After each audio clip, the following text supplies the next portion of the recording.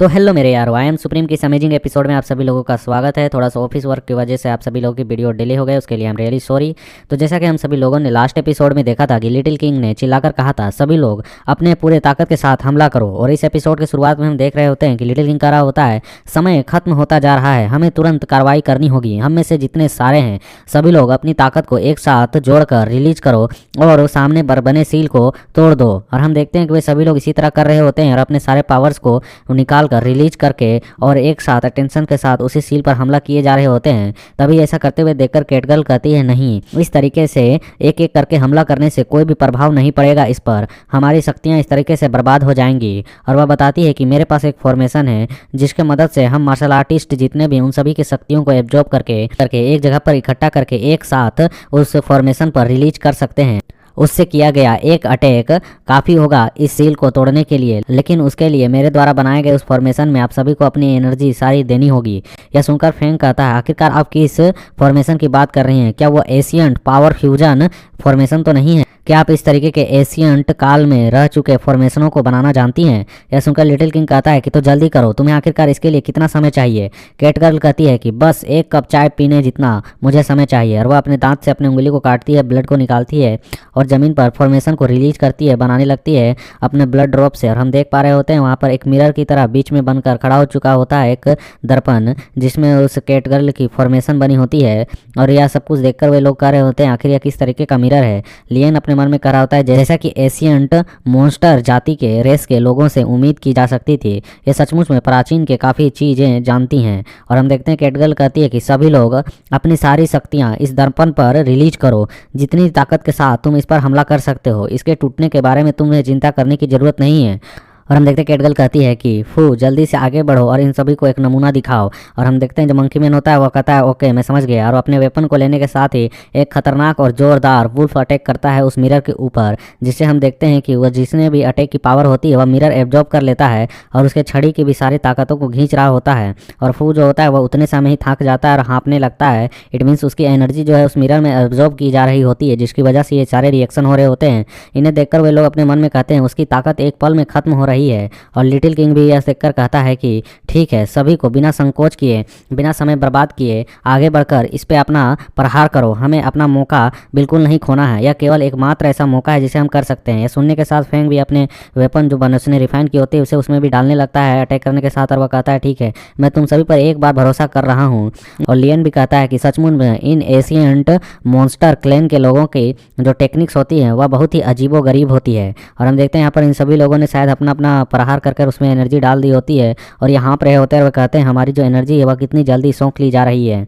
और दूसरी ओर से फेंक करा होता है कि और कितना समय लगेगा, हमने अपनी सारी ताकतें इस मिरर में डाल दी है। और चे भी कहता है हाँ आखिरकार अब आगे क्या होने वाला है, इसे उस पर किस तरीके से अटैक किया जाएगा उस सील पर। तभी वह लोगों का ध्यान जाता है कि वह मिरर कांप रहा होता है और उस मिरर से एक बहुत ही खतरनाक मॉन्स्टर दहाड़ता है, एक कस के दहाड़ मारता है, तेजी के साथ निकलकर उस सील पर अटैक करने के लिए आगे की ओर बढ़ जाता है। और उसकी पावर और उसकी रफ्तार और उसकी साइज को देखकर ये लोग कह रहे होते हैं ये कितना विशाल मॉन्स्टर है। और हम देखते हैं वो मॉन्स्टर सीधे सील जितना बड़ा होता है और उस सील पर सीधे जाकर टकराता है और मानो जैसे उस सील को वह चीर कर बाहर निकल रहा हो। और हम देखते हैं वह सील के अंदर जाके उस सील को चीर कर रखता है इन लोगों के लिए ताकि ये लोग अंदर आ सके। और वे सभी कहते हैं सील टूट गई है, इसे खोल दिया गया है, जल्दी करो, इसके बंद होने से पहले इसके अंदर चलो।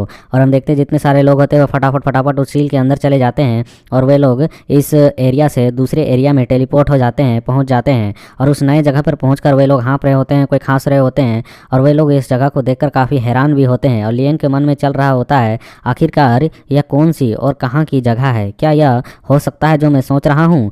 और यहाँ पर कैटगर्ल कर रही होती है यहाँ पर जितनी भी चीज़ें इन सभी की जो संरचना है, डिजाइन है, वह बहुत ही अजीब है। और यह सुनकर लियन कहता है क्या आपको भी लगता है कि यह फॉर्मेशन बहुत ही अजीब है? यदि मैं इसे देखकर समझने की कोशिश करूँ तो भी नहीं समझ पा रहा हूँ, इसकी जो संरचना है बहुत ही अंतहीन है, तो कहीं यह नोक आर्क की एक विशाल का संरचना तो नहीं है? अभी हम देखते हैं सुनकर जो फेंग होता है वह कहता है आप क्या कर रहे हैं, क्या आपका कहने का मतलब यह नोक आर्क है जहां हम मौजूद हैं? आखिरकार यह कैसे हो सकती है? यहाँ पर मेरा जो डिवाइन कॉन्सिनेंस है, जो मेरी सेंसेस की पावर है, वह इस चीज़ को भी नाप नहीं पा रही है कि यह कितनी बड़ी और कितनी दूर तक फैली हुई है। यह सुनकर लियन बताता है इन लोगों को कि जैसा कि कहा गया है कि जो फॉर्मेशन का एक शब्द है जिसका प्रयोग एल्केमिस्ट हमेशा किया करते हैं, उस फॉर्मेशन में एक वर्ड होता है एटम्स एंड मॉलिक्यूल्स। जिसने भी 12th क्लास में केमिस्ट्री लेकर पढ़ा होगा उनको मालूम होगा।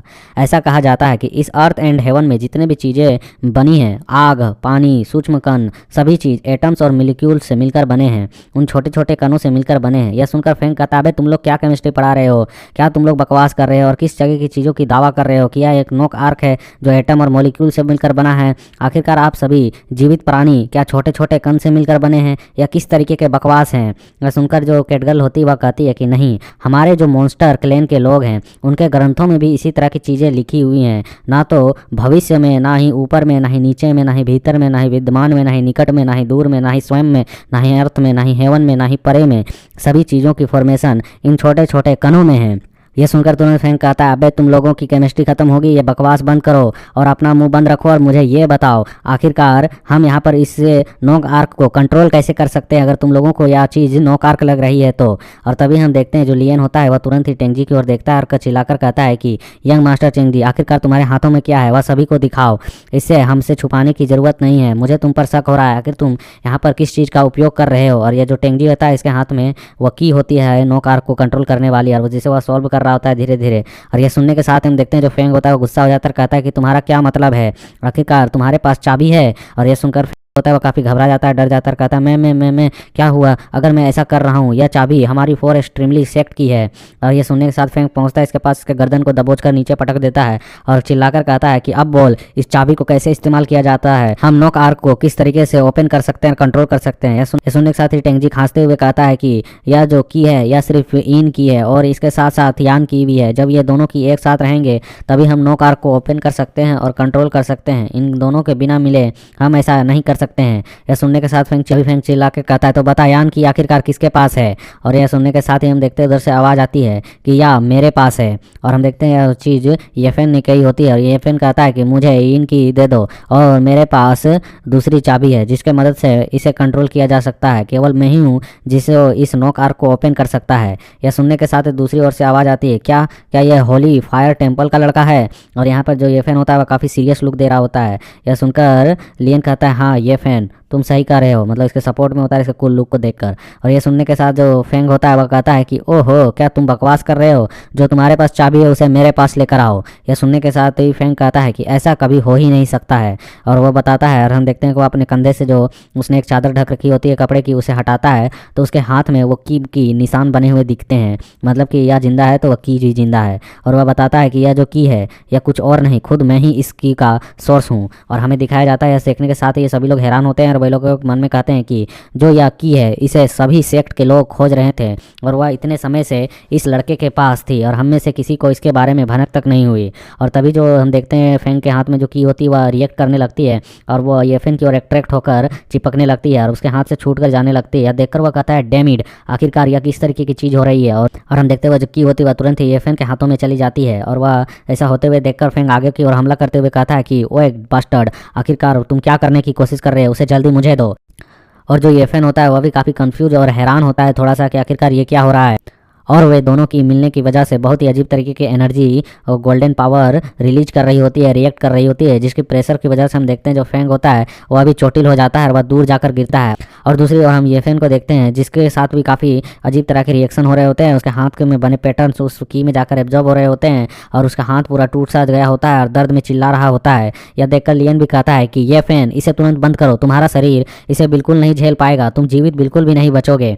लेकिन हम देखते हैं जो येफेन होता है वह चिल्लाकर कहता है, यंग मास्टर लियन इससे बिल्कुल दूर रहिएगा, यह मेरे पूर्वजों के द्वारा छोड़ा गया विरासत है, इसे मुझे अपने हाथों से आखिरकार कंट्रोल करना होगा और दावा करके दिखाना होगा कि यह मेरी है। और यह कहने के साथ ही वह होश और आवाज़ के साथ उस की को कंट्रोल करने की कोशिश करने लगता है और हम देखते हैं जैसे वह की को कंट्रोल करने में थोड़ा बहुत सक्षम होने लगता है तो वहाँ आसपास में जो बने पैटर्न्स होते हैं वे सारे आकर एक जगह पर एब्जॉर्ब होने लगती है, इकट्ठा होने लगती है। इसे होते हुए देखकर लियन कहता है, क्या सभी फॉर्मेशन की जो यहाँ पर बने हुए थे वे येफेन के शरीर में जाकर एब्जॉर्ब हो रहे हैं या किसी और चीज़ में परिवर्तित हो रहे हैं। और हमें दिखाया जाता है येफेन के जो वहाँ पर अब वो एरिया होता है वहाँ पर गोल्डन चमक रहा होता है, पर्पल कलर की एनर्जी निकल रही होती है और वहाँ किसी तरह का अजीब तरह का रिएक्शन हो रहा होता है, जिससे हम देखते हैं एक अजीब तरह का जो एनर्जी की बॉडी होती है, एक रिफाइन होती है जो कि एक ब्लू वेल की होती है, जो वर्ल्ड के सबसे बड़े मछलियों घड़ियों में से गिना जाता है। और इस चीज़ को देखकर लियन कहता है यह अवश्य वही चीज़ होनी चाहिए, नोक आर्क। और हम देखते हैं इस बात को सुनकर जो येफेन होता है वो भी कहता है हंसते हुए, अपने खून को निकालते हुए कि मुझे परवाह नहीं है कि तुम्हारे जो पूर्वज थे वह आखिरकार कौन और कितने ग्रेट थे, मुझे बस नोक आर्क की परवाह है, वह मुझे चाहिए, वह मुझे दे दो। और हम देखते हैं कहने के साथ ही वह बहुत ही तेजी के साथ नोक आर्क को लेने के लिए येफिन की ओर दौड़कर जाने लगता है। बाकी बंदों को भी हम देखते हैं जो कि येफिन की ओर ही बढ़ रहे होते हैं बहुत ही तेजी के साथ, ताकि वह नोक आर्क को हासिल कर सके। और नीचे राइटर का भी लिखा हुआ आता है कि नोक आर्क के जहाज को प्राप्त करने वाली लड़ाई शुरू हो चुकी है, the battle for Noak Ark is about to beginning. और इसी सीन के साथ हमारा ये चैप्टर कंप्लीट होता है। तो हम अगले चैप्टर में देखेंगे कि नोक आर्क को आखिरकार कौन हासिल करता है या किसके पास जाता है। तो अगले फाइटिंग सीन्स को एंजॉय करने के लिए थोड़ा सा वेट करें। और थोड़ा सा यार मैं अपने कामों की वजह से तुम लोगों को थोड़ा सा टाइम नहीं दे पा रहा हूँ, बट मैं अगले वीक से अपने काम को छोड़ रहा हूँ और साथ में स्टडी के साथ मैं यही करने वाला हूँ। तो थोड़ा सा तुम लोगों का सपोर्ट भी चाहिए होगा। तो बाकी स्टोरीज और वीडियोज़ में अपलोड करता हूँ तो उनमें भी अपना सपोर्ट दिखाना। Okay, tata bye bye.